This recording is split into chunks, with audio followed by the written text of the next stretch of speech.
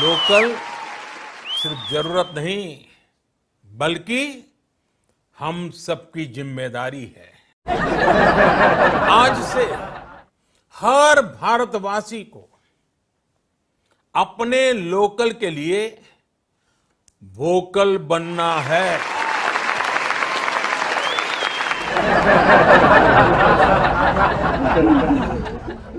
Lux साबुन 5 गो, fair and lovely बड़का tube एगो। ए जी, लक्स नहीं संतूर साबुन कर दीजिए। आप फेयर एंड लवली के जगह बिक्को लिख दीजिए। कहाँ बात कर रही हो? फेयर एंड लवली तो तुम्हारा फेवरेट है ना, कुंवारे से तू यही लगा रही हो। ये सब छोड़िए और बस यही याद रखिए, be Indian and buy Indian जी। फेयर एंड लवली अब लगाएंगे ना हम, बिक्को से ही चेहरा चमकाएंगे हम। Vicco turmeric fair and Lovely अब लगाएंगे ना हम, बिक्को से ही चेहरा चमकाएंगे हम। देसी को अपनाने का समय है यही। अच्छा, लोकल के लिए वोकल। विदेशी ब्रांड घर में लाने का नहीं, लक्स साबुन से नहाने का नहीं। विदेशी ब्रांड घर में लाने का नहीं जी, समझ गए? Gillette shaving cream medium size, Dermicool powder बड़ा डिब्बा। अरे रे रे, अभी ना आपको समझाए हैं कि अब से घर में सिर्फ देसी ब्रांड ही आएगा। लेकिन हम तो यही सब यूज करते हैं ना।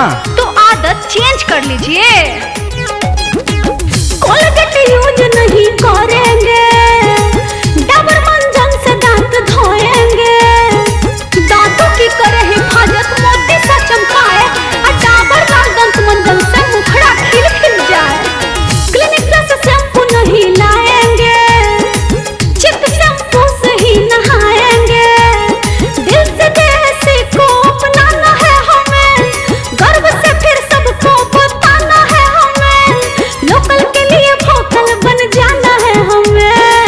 मोदी जी का यह कहना है। क्या कहना है? विदेशी ब्रांड घर में लाने का नहीं, लक्स साबुन से नहाने का नहीं। विदेशी ब्रांड अब से लाने का नहीं, सुन रहे हैं ना? अच्छा ये बताओ, लोकल प्रोडक्ट यूज करने से देश का कैसे भलाई होगा? साफे बकलोले हैं जी। जब घर का पैसा घरवे में रहेगा तो देश खूबे तरक्की करेगा ना।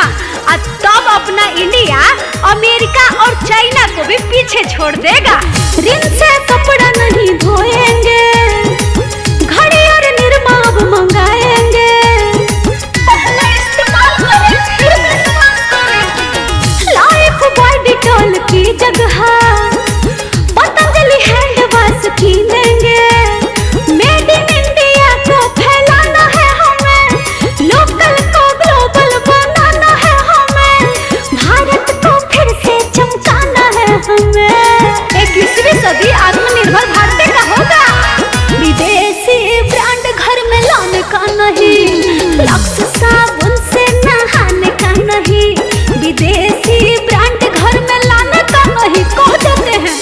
अब भूलिएगा मत, दिमाग में लॉक कर लीजिए। और सुनिए ना, अपना जो सारा देसी ब्रांड है ना, वो सस्ता भी होता है। तो हिसाब में से जो पैसा बचेगा ना, वो मोल जोल करके ठीक से लेते आइएगा।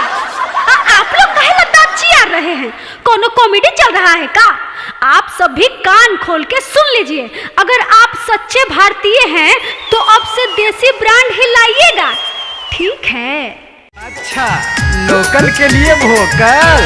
विदेशी ब्रांड घर में लाने का नहीं, लक्स साबुन से नहाने का नहीं। विदेशी। अच्छा, देसी। अब बाबू सारा देसी आइटम अपना प्रोडक्ट जो है इंडिया का वो निकालो।